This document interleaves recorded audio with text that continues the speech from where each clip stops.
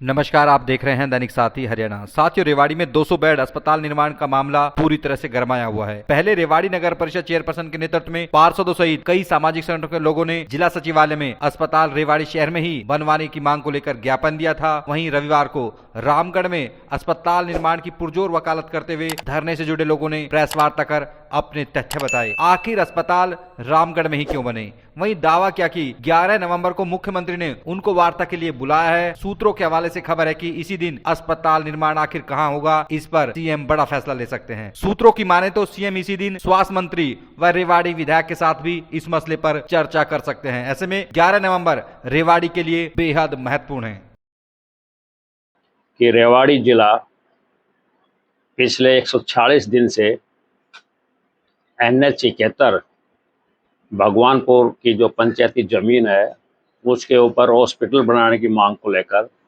आंदोलन कर रहा है और 14 दिन से लगातार दिन रात कर्मिक अनशन के ऊपर बैठे हुए हैं। माननीय मनोहर लाल खट्टर के नेतृत्व में हरियाणा की कैबिनेट ने फैसला लिया कि रेवाड़ी के सिविल हॉस्पिटल को ट्रॉमा को शिफ्ट किया जाएगा और शिफ्ट करने की चरण में सबसे पहले गोकलगढ़ गांव की जमीन को चिन्हित किया गया। गोकलगढ़ गांव की जमीन चिन्हित करने के बाद सीएमओ ने, सिविल सर्जन रेवाड़ी ने एक पत्र डीसी महोदय को लिखा और उन्होंने कहा कि गोकलगढ़ की गांव की जमीन उपयुक्त नहीं है और ये 12 दिसंबर 2024 का लेटर है, क्योंकि 5 एकड़ जमीन है। Number 1 point. सेकंड, इस जमीन के चारों तरफ दोनों साइड में रेलवे लाइन है और भविष्य को देखते हुए 5 एकड़ जमीन कम है, इसलिए 8 एकड़ जमीन जो पंचायत के द्वारा सूचना मिली है कि भगवानपुर गांव की पंचायत से सिफारिश की जाए। इस लेटर में लिखा हुआ है। ये लेटर डीसी को दिया गया। गोकलगढ़ के मामले का केस यहीं खत्म हो गया। नंबर 2, फिर भगवानपुर पंचायत की जमीन देखी गई बीडीपीओ के द्वारा। जो पंचायत जमीन डीडीपीओ, बीडीपीओ, डायरेक्टर पंचायत का मसला है और वो पंचायत देखने के बाद खंड विकास एवं पंचायत अधिकारी ने एक लेटर उपायुक्त महोदय को लिखा। लेटर नंबर 3066 19/12/2024 और इस लेटर में लिखा कि गोकलगढ़ की जमीन में, आपका इसका ऑपरेटिव पार्ट पढ़ के सुना रहा हूं कि गोकलगढ़ की जो जमीन है वो रिजेक्ट हो चुकी है। जो सिविल सर्जन रिपोर्ट थी उसका हवाला दिया इसमें, और 200 बिस्तर का नागरिक हॉस्पिटल बनाने के लिए भगवानपुर की ग्राम पंचायत के पास NH 71 के साथ लगती हुई जमीन है जो शहर के नज़दीक है और वो उससे इस जमीन को लेने की सिफारिश की जाए और पंचायत से सिफारिश की गई। पंचायत ने 33 साल के लिए फ्री ऑफ कॉस्ट 1 रुपया प्रति एकड़ के हिसाब से 7 एकड़ 7 क्लास 9 मरला जमीन देने के लिए राजी हो गई है।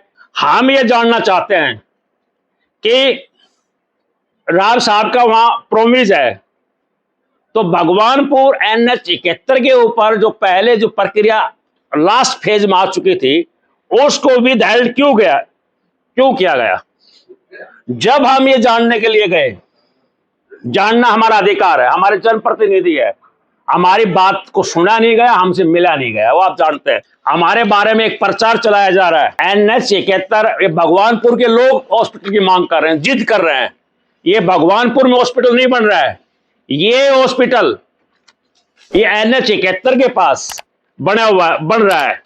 NH 71 जनता से आसानी से पहुंच में है। Number 1 point.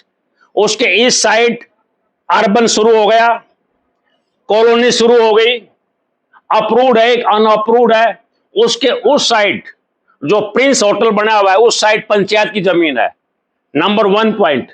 जनता की पहुंच में है, राष्ट्रीय राजमार्ग के साथ जुड़ी हुई है, रेलवे लाइन भी नहीं है और प्रॉक्सिमिटी भी है, अर्बन के साथ प्रॉक्सिमिटी भी है और कनेक्टिविटी है।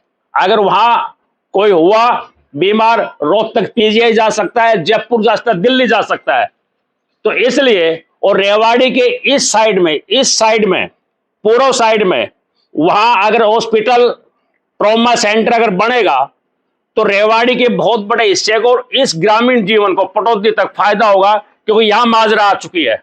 रेवाड़ी के नायवाड़ी से शुरू करके माजरा एम्स जो आ गई है, वो लोग उसकी तरफ जाएंगे। मैं रहता हूं गोपाल देव चौक के ऊपर, मैं बीमार हूंगा मैं वहां जाऊंगा पहले। तो इसलिए रेवाड़ी का बहुत बड़े हिस्से को इसको फायदा होगा। और लैंड जो सिविल सर्जन ने जो अपनी रिपोर्ट में कहा कि 8 एकड़ जमीन चाहिए, जो फर्स्ट जो रिपोर्ट है एक्सटेंशन करने के लिए 7 एकड़ 7 लाख 9 मरला जमीन इन्होंने हेल्थ डिपार्टमेंट को फ्री ऑफ कॉस्ट दी है। बन करके फ्री ऑफ कॉस्ट हरियाणा सरकार को स्वास्थ्य के लिए जमीन दे रहा है, उसमें ये सरकार उस जमीन को लेने में कोताही क्यों बरत रही है, ये हमारा एक सवाल है। अब 2019 में जो शिफ्ट होने के कारण थे सिविल हॉस्पिटल को, आज वो कह रहे हैं कि हम वही बनाएंगे। पहले वहां बनाते बनाते सिविल हॉस्पिटल में आ गए। तो क्या 2019 में जिन कारणों से इसको शिफ्ट किया गया करने की बात आई थी, क्या वो कारण आज भी वजूद में है या खत्म हो गए हैं? वो कारण थे डेंस पॉपुलेशन, घनी आबादी से गिर चुका है। 45 साल पहले ये हॉस्पिटल बना था, अब उसके चारों तरफ शिक्षण संस्थाएं हैं और दूसरे हैं, बीच में ट्रॉमा सेंटर और सिविल हॉस्पिटल के बीच में बेड़ा सा रोड है और ब्रिज उस ढंग से काम नहीं आ रहा है, और अब उसको एक्सटेंड करके 300 बेड का बनाना है।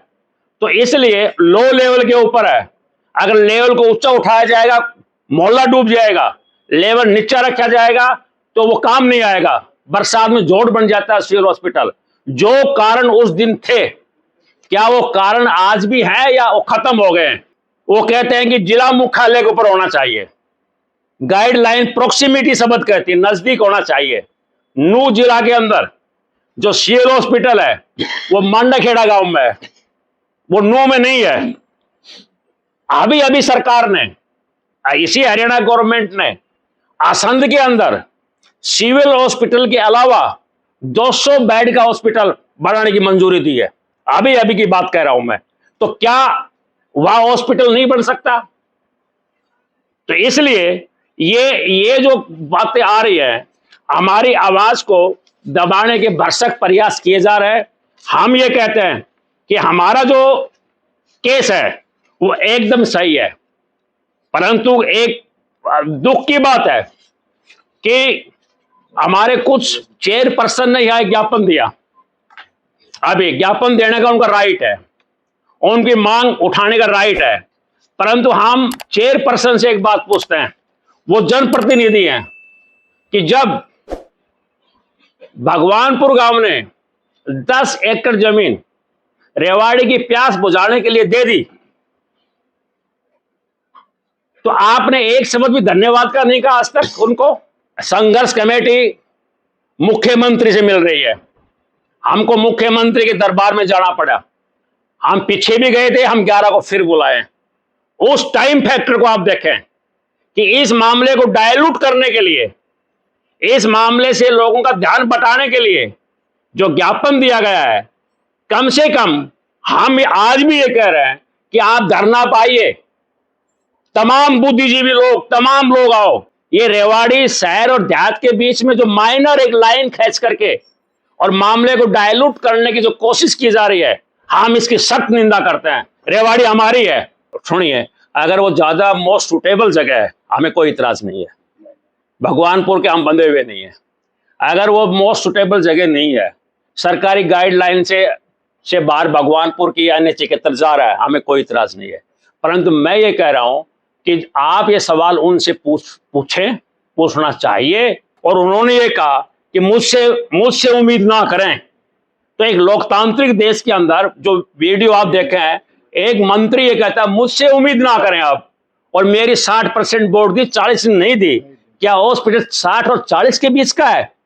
क्या हॉस्पिटल के अंदर इंटरनेशनल लॉ है, मैं तो लॉ स्टूडेंट हूं, कि अगर दुश्मन की सेना जिसने हमारे 50 शहीद भी कर दिए तो भी उनको उठा करके अगर घायल है तो उनको इलाज करवाया जाएगा।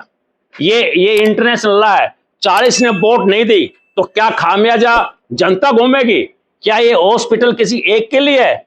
नेशनल हाईवे से जो भी गुजरने वाला, विदेश का कोई आदमी आया, एक्सीडेंट हो गया, अगर नेशनल हाईवे के ऊपर अगर हॉस्पिटल है तो वहां देंगे। तो ये अहंकार का सवाल बना लेना लोकतंत्र के अंदर। हम देखेंगे परमिशन, हम तो पूछेंगे आप किस आधार पर दे रहे हैं? ये सरकार की गाइडलाइन है, मेरी तो बनियावाई नहीं है। हम अगर सरकार अपनी गाइडलाइन को अगर पूरा निकाल के बाहर करके अगर कुछ करेगी, अगर बिना सुने और न्याय और अन्याय के बीच में फैसला करे बगैर अगर कोई फांसी तोड़ेगा, तोड़ लेगा, सत्ता का दुरुपयोग होगा तो मैं तो उसमें क्या करूंगा? हम आंदोलन करेंगे, परंतु आखिरी दम तक आंदोलन करेंगे।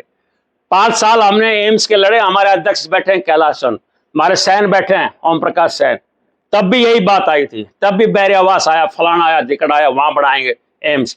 आंदोलन करेंगे और हक है ये जनता का, स्वास्थ्य सबका मौलिक अधिकार है, उसको लेकर हम रहेंगे।